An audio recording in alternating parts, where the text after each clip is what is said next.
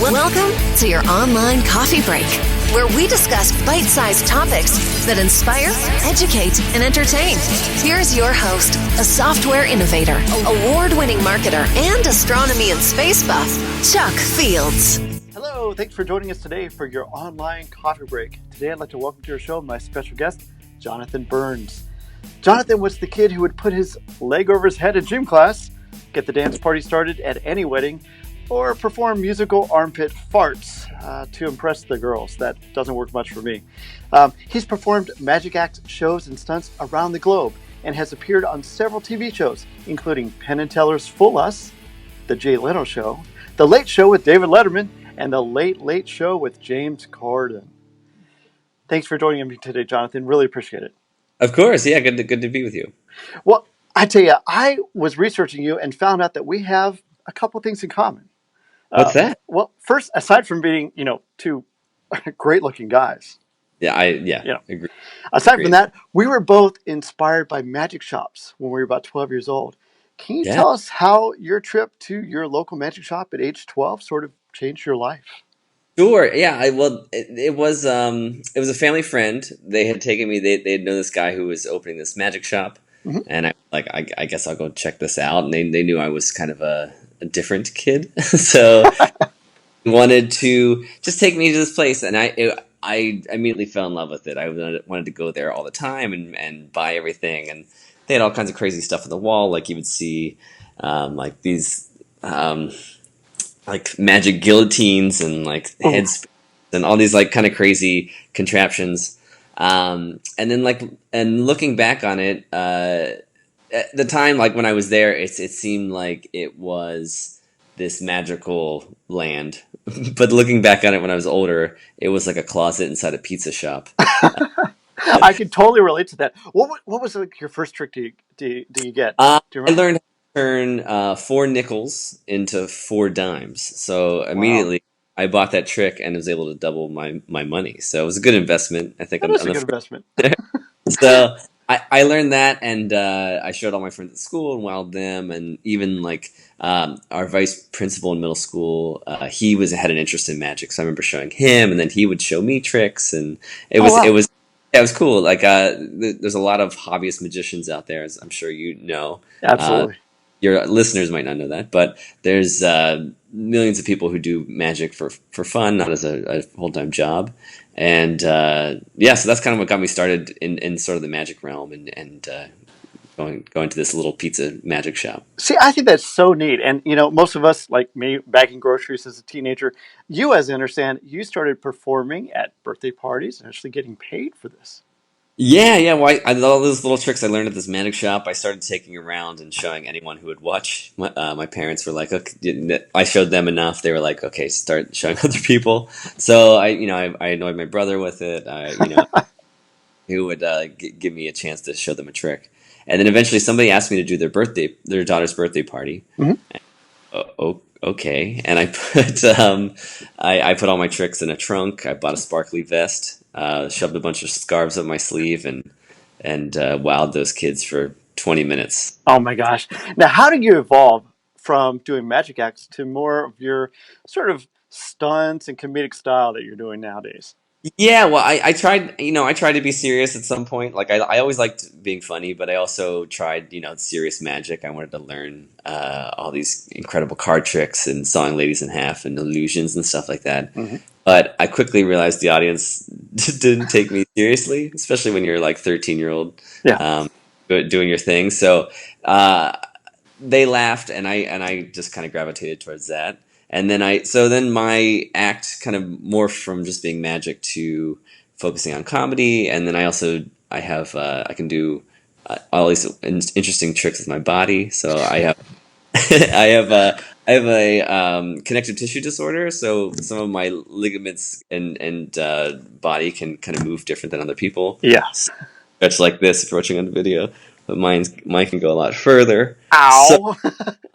So I realized later on that I could put those tricks into the show as well, and it would just kind of set me apart from the other performers. See, and I have to confess, I mean, those of you who are watching right now can see that I have actually my arm in a sling. Oh, yeah. Jonathan, I was trying to do what you just did, and I just don't have that ability.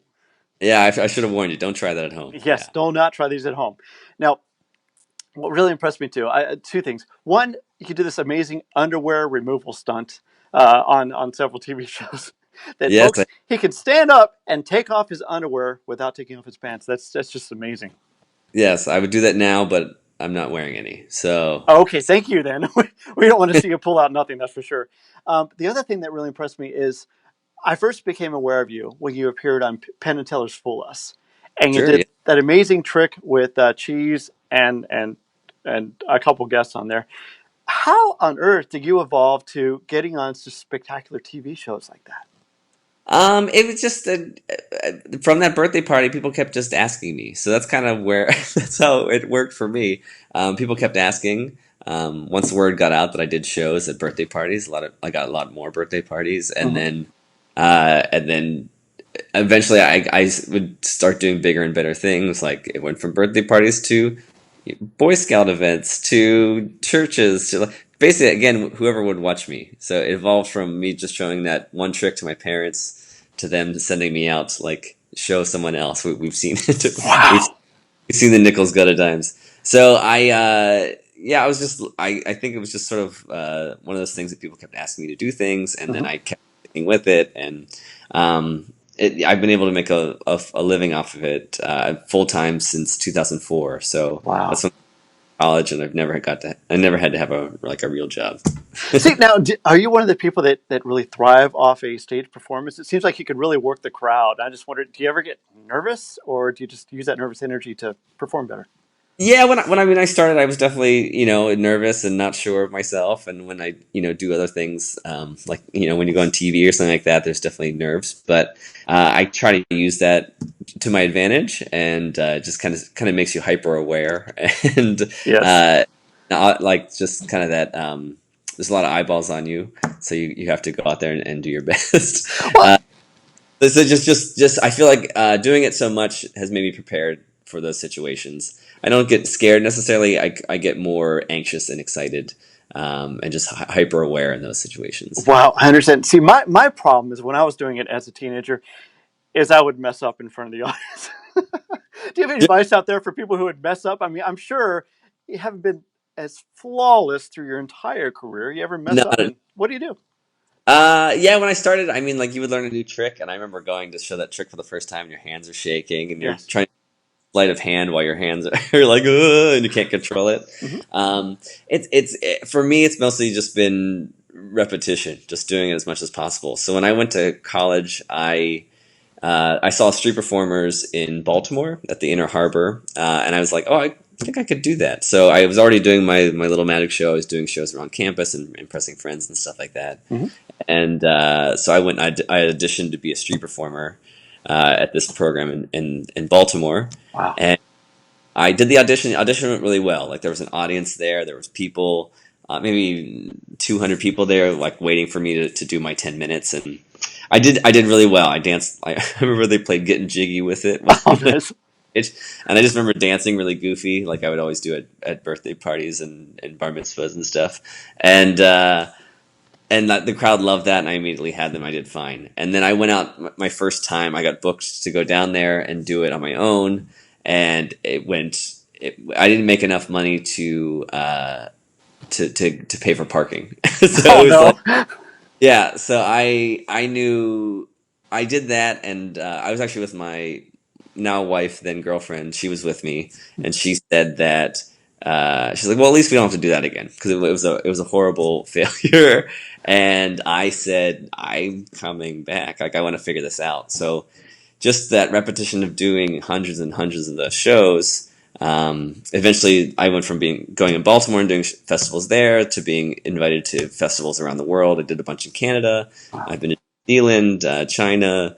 So I've been in countries all throughout Europe and things. So it was one of those things that I just kind of I wouldn't let it go. Like I was scared and I wasn't good at it, but I just kind of stuck to it, and eventually I figured it out and kind of did it my own way, and people noticed, which was great. Well, I think that's incredible. And now, speaking of all the venues you performed at, I mean, you've been at colleges, concert halls.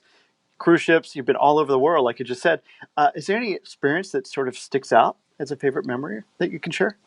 There's a lot. I love to travel, so I mean, when I get invited I get paid to go see the world. That's always amazing. I've been working. You mentioned cruises. I've been working with Disney Cruise Lines the past 2 years, so that's been really fun.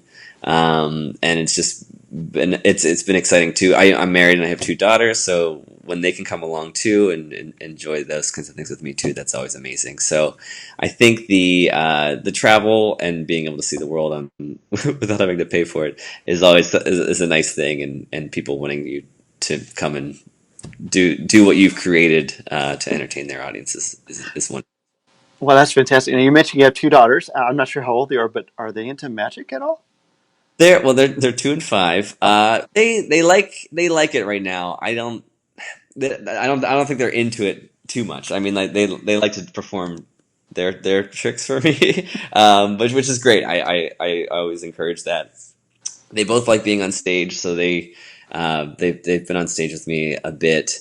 I I don't want to be necessarily a showbiz family, like force them into it, but they definitely like it, and they take dance, and they love to be in front of people. So I think they see what Daddy does, and they try to emulate that sometimes, and like to come see my show, which is always nice. Oh, that would be nice.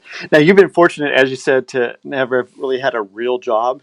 Um, but I know that's not easy. What's a typical week for you like?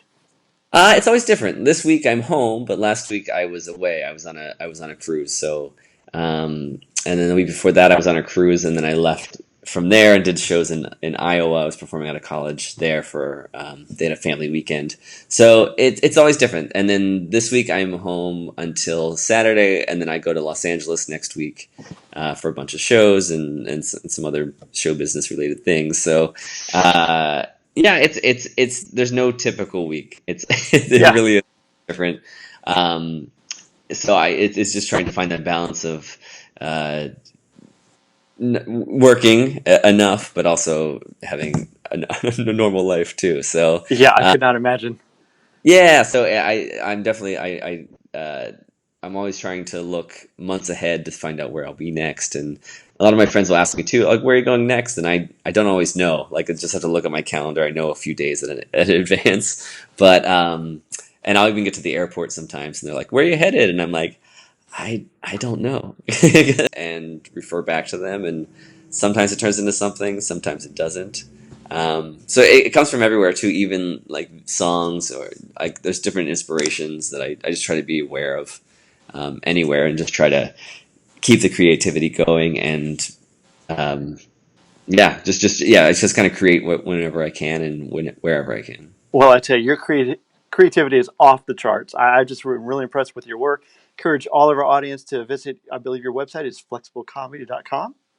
Little comedy doc. Yes, that's correct. All right. What's coming up for you in 2019? Not to have you look at your book, but I believe you're traveling internationally then. Yeah, I am. So I know the next few months I'll be out of the country again. I'm doing a show in Paris for a little while. And then it's kind of a mix of everything again. So like I do theaters. I tour with a group called Mutts Gun Nuts. They're a dog show. They're rescue dogs that do all these incredible tricks. So I'm the opening act for their theater show. So we tour around. I think we have about 20 theaters coming up in the spring. So I have a tour with them all over the U.S. I have another show. I booked some stuff in Germany for next year. So yeah, I'll get to see the world again, and hopefully make more people laugh and happy. Oh, I'm sure you will. Jonathan, I want to wish you best of luck on just your future shows coming up. Thank you so much for taking the time to join us today. Really appreciate it. Yeah, thank you. Have a good one. Online coffee break. Well, I really enjoyed my interview today with Jonathan Burns. I think he is such a funny guy. Great shows to watch. Again, if you'd like to learn more, just visit his website at flexiblecomedy.com. I want to thank Jonathan for visiting with us today. I want to thank you, our audience out there, for tuning in today as well. If you'd like to comment on today's topic, we'd love to hear from you. Just go to our website, onlinecoffeebreak.com. Leave a comment there. If you want to call us at 317-862-4700. Leave a comment there. Who knows? We just might play it on the air. You can also follow us on Facebook or Instagram at Online Coffee Break. And we'd love it if you'd rate us on iTunes or share this episode with your friends. Thanks again for joining us today. See you next time. God bless.